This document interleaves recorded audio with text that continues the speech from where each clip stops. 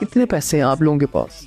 नहीं दसते मेरे माँ प्यो। मेरे साढ़े माँ प्यो का ये बड़ा मसला जे कि सारी उम्र कहो भी इन्ने पैसे दे दो, पैसे नहीं है बेटा, पैसे नहीं। जो जहेज बना लगो फ्रिजां आ रही ने, एडी एडी पेटियां आ रही ने, होकी दे रहे ने सानू जहेज च कि कुट्टो सारियां नू है, इन्ना इन्ना बैड दे रहे ने। पता नहीं मुंडा जेड़ा इन्हां ने यतीम खाने लियाना हुंदा वा, सारा कुछ सानू दे रहे ने। बर्तन दे रहे, वो पता पहले हाथ च रख के खांदा सी रोटी, बर्तन भी सानू दे रहे, गलासियां दे रहे, डिनर सैट दे रहे। पता पहले वो मेहमानां नू इदां कपड़ियां च पा रोटी दिंदे सी, सारा कुछ दे रहे ने। पूछो भी ये बेटे होता है ते जेड़ा सानू तुसी पैसे नहीं दिते है, असीं मांग मांग थक गए, वो नहीं होता है।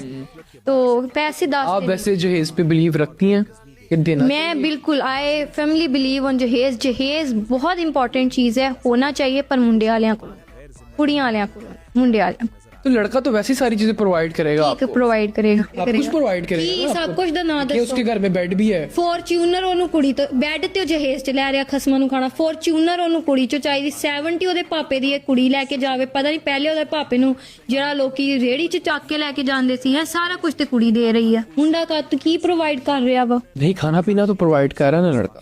ਤੇ ਉਹ ਬਰਤਨਾਂ 'ਚ ਜਿਹੜੀ ਕੁੜੀ ਲੈ ਕੇ ਗਈ ਆ, 2 ਟਾਈਮ ਦੀ ਰੋਟੀ ਜਿੱਥੇ ਉਹਨੇ ਆਪ ਖਾਣੀ, ਉਹ ਆਪ ਉਹ ਕੁੜੀ ਤੋਂ ਬਹੁਤਾ ਖਾ ਲੈਂਦਾ ਵਾ। देखिए उसको मेंटल पीस प्रोवाइड कर रहा है, उसकी mental peace उसको औलाद प्रोवाइड कर रहा है। सबसे बड़ी बात अल्लाह ਉਹ की ਕੱਲਾ ਹੀ, ਉਹ ਐਸੈक्सुअल ਆ, ਕੱਲਾ ਹੀ ਲੱਗਾ ਹੋਇਆ ਵਾ, फंगस आ, ਕੱਲਾ ਹੀ ਪ੍ਰੋਵਾइड ਕਰੀ ਜਾ ਰਿਹਾ ਵਾ। देखिए उसकी गैर मौजूदगी में तो नहीं होगी औलाद, ਤੇ ਨਹੀਂ वो ਹੋਏਗੀ होगा तो ਤੇ ਉਹਨੂੰ ਕੱਲਾ ਖਿਲਾਰ ਦੋ ਉਹਨੂੰ ਕੱਲਾ, ਫਿਰ ਉਹਨੂੰ ਕਹੋ ਵੀ ਹੁਣ ਨਿਆਣਾ ਡਾਊਨਲੋਡ ਕਰ ਲਓ। ਕੁੜੀ ਵੀ ਤੇ ਉਨੀ ਇੰਪੋਰਟੈਂਟ ਆ।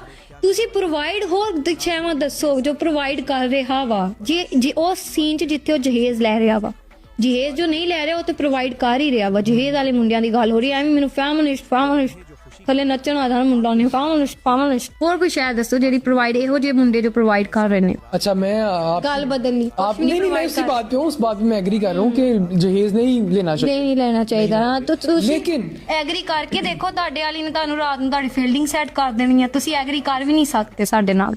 ਅਗਲੀ ਗੱਲ ਦੱਸੋ ਕੀ? नहीं, मैं ये भी है कि मेरी फील्डिंग सेट हो जाए। ਅਰੇ शर्मा रहे हो कि ਤਾਂ ਤੁਸੀਂ ਇਦਾਂ नहीं मैं डर रहा हूँ कि मेरी फील्डिंग सेट हो ठीक है जाए, ठीक है। मैं कुछ छूट ना देना। इसी गफलत के बाइस कुछ मकामात पर हंगामा आराई और